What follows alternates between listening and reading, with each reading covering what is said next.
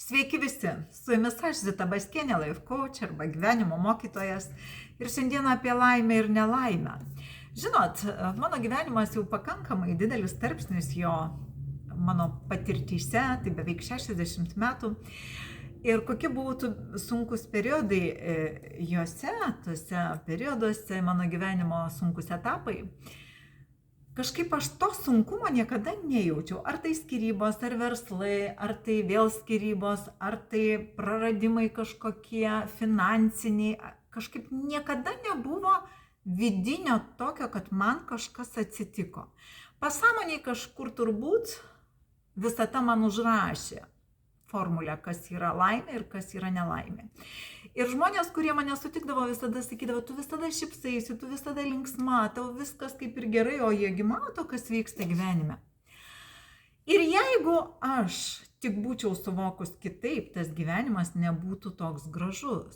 Todėl, kad nelaimė tai yra mirtis, tai yra liga, tai yra kažkoks nutikimas, kuris apriboja nelaisvę kažkokią arba skausmai, bet jie irgi dažniausiai dar ligų būna.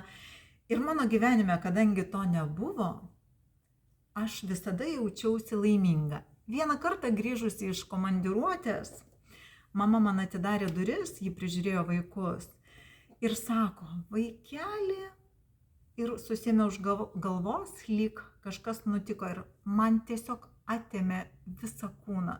Aš galvoju, kažkas su vaikais. O mama sako, mūsų apvogė.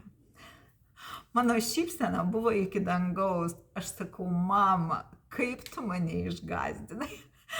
Ir žinot, jeigu jūs gyvenime suvoksit, kas yra laimė ir kas yra nelaimė, aš tikiu, kad jis bus perpus daugiau pilnesnis džiaugsmo. Programuokit laimę ir neatsitiks nelaimės. Ačiū Jums.